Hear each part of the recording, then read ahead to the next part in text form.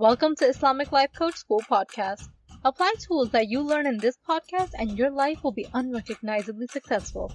Now your host, Dr. Kamal Akhtar. Hello everyone. Peace and blessings be upon all of you. Today I want to talk to you guys about the mind gap between wealth and poverty. There's a lot to unfold, but as usual, I will give you an easy breakdown, concepts that build on each other and help you see how thinking wealthy is not the same as having wealth, and thinking wealthy is the prerequisite to having wealth. I have broken down the Thinking Wealthy podcast into 3 episodes. Again, each one breaking down an easy concept so it's easy for you to internalize. So the 3 concepts are around these 3 points. Wealthy don't fall for a quick money trap. They maximize passive income, but it is not without hard work and failures. Their relationship with hard work is completely different than most people, and they leverage their resources. So these are the 3 main concepts I will talk about, because focusing on just these 3 will have you thinking wealthy. And as I always say, from thinking comes emotions, and from emotions come actions, and from there come results. So if you're thinking wealthy, you will have abundant emotions, you will act wealthy, and you will create wealth, inshallah. So the first of the 3 main points is about passive income without falling for a quick money trap. This is a type of wholesome passive income. The second of the 3 main topics is your relationship with hard work. And the third is leveraging the resources you have. So these are the 3 main points that I will elaborate on when it comes to thinking wealthy. And I'm going to do it in a 3-part series. And each podcast of this series will give your brain enough food for thought that you will just mix my ideas with your own thoughts and churn them up and create a new way of thinking for yourself. That way you will have a significant head start on most of the population. Definitely most of the Muslim woman population. First of all, the passive income trap, which has to do with misconceptions around passive income. And that is that passive income isn't just chilling on your couch while money rolls in, although that is what we're sold. This is the fantasy of easy money. The mindset between middle class and wealthy around passive income is that middle class thinks it's a quick solution. Wealthy think that passive income takes a nest egg. It takes contribution, effort, and patience in the front end. It's like planting a garden. You don't just toss the seeds and hope for the best. You plant them, you water them, and maybe sing to them if that's what your thing is. But over time, you're going to have a blooming garden. Wealthy love that money garden, where the money grows. They address its needs, and they reap the reward. A person with a scarcity mindset is aggravated at the effort that she has to put in the garden. She thinks that she doesn't have resources to plant the garden. She thinks everyone else's garden seems to be blooming, and hers isn't producing anything yet. Thinking wealthy is about building something that can eventually run with minimal effort, but there is definitely effort on the front end. So passive income is more like smart and active now for rewards later income. If you take a blogger, for example, they don't just write a post and become an internet sensation overnight. They write consistently, they engage with their readers, they learn about SEOs, and over time, they might earn through affiliate marketing, ads, and get good at copywriting so their blog becomes famous. It's work, it's smart and thoughtful, and it works. And it pays off with passive income at the end. If you want a $20,000 monthly payout in your retirement years to keep up with your lifestyle, yes, that's passive income. But you will need about a $6 million nest egg to feed you that passive income. Are you working to feed that nest egg? Are you contributing? That's the effort in the front end. The idea of passive wealth is sold as easy money, but this clickbait type of thinking is just a trap.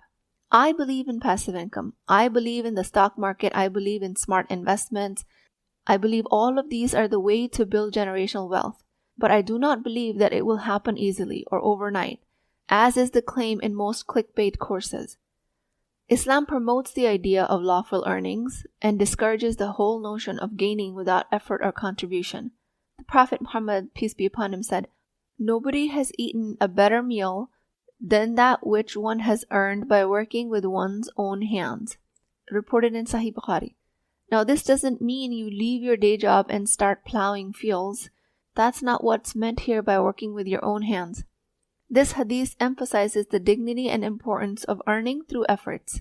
There's nothing in Islam that goes against passive income, but it does challenge the idea of idleness and earning without any form of contribution or effort, whether that contribution and effort be intellectual, physical, or financial.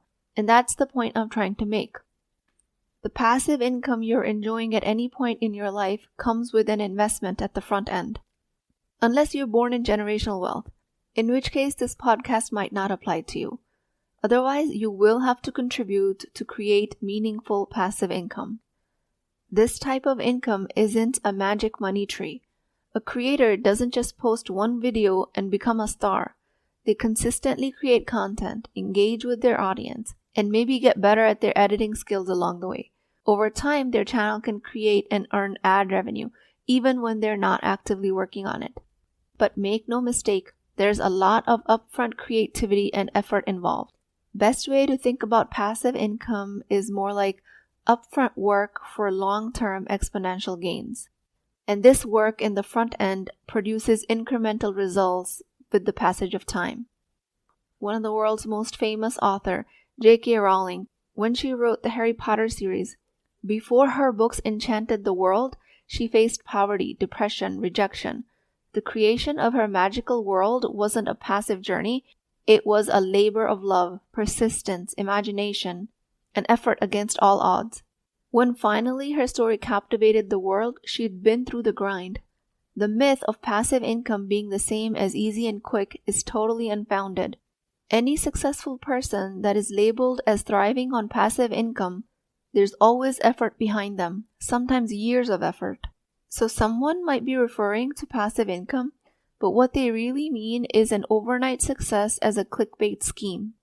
Every overnight success comes with a lot of unseen work, dedication, and years of effort. So I invite you to challenge the label of passive income in your mind if it's related to easy money. My critique of passive income is only the critique of the easy money concept, nothing else. I wholeheartedly believe in passive income. That's how wealthy create their wealth. But passive income does not mean no effort. Creating streams of passive income requires foresight, creativity, and a proactive mindset. And the inspirational part is you have all the power to build these assets that work for you. You can create systems that generate value even when you're not actively working on them. It's about smart investment of your money, time, be it in property, stocks, or in your own skills and products. Embrace this challenge and view it as an exciting opportunity to innovate and grow. When you commit to building passive income the right way, you're just securing your financial future, and you're claiming your freedom and your ability to make lasting impact. In the Quran, Surah An-Najm, 53, ayah 39 to 42, it says, "The man can have nothing but what he strives for. The fruit of his striving will soon come in sight. Then he will be rewarded with the reward complete. That to Lord is the final goal." The idea of passive income in this context is linked to spiritual rewards that come together over time, from good deeds done with sincerity and God consciousness. Just as passive income in a financial sense represents ongoing returns from past investments, the reward that is complete, as referred to in this ayah, is seen as an ongoing spiritual and moral benefit that arise from actions performed with right intentions and efforts. And these verses conclude with the reminder that the ultimate return or goal of all endeavors is the attainment of closeness to Allah. That is the ultimate passive income. All this signifies is that while worldly success and rewards are significant, they are not the final objective. The ultimate aim is spiritual growth and gaining the state of closeness and favor with the divine, which is the highest and the most fulfilling form of achievement for a believer. This verse tells us that the effort is essential to achieving any gain, and the final most massive return on your investment on any effort done with God consciousness, any effort of money spent to make this world a better place, the return on that investment in this world is passive income, and in the afterlife it is that of a reward that is complete, and that is the promise of Allah subhanahu wa ta'ala. Realizing that passive income requires upfront effort, you can spend evenings researching and setting up a rental property, while working your days to be able to afford that property. All you have to do is understand the pursuit of easy money is a mirage.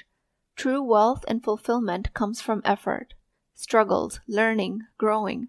The sooner you start to recognize that and reject the notion of shortcuts towards passive income, the better off you'll be. Rather than constantly falling for promising but sketchy investment schemes, look out for yourself and watch out for your brain's tendency to fall for the easy money trap. You can choose to invest in a well-researched, diverse portfolio, or you can choose to invest in high-reward stocks, but also understand that that comes with higher risk. The woman that is not able to rely on passive income is sold the idea that it's going to be passive from day one. And that is just not the case. Nobody is really handing you money even if you invest in stocks. Even if the stocks are giving you high returns, you'll have to have money in the front end to invest in it in the first place. You might even have to research your stocks. You will have to have control of your mind not to get too emotional and withdraw all of your money every time there's a dip in the stock market. You are putting an upfront investment in every kind of passive income. That is my guarantee to you.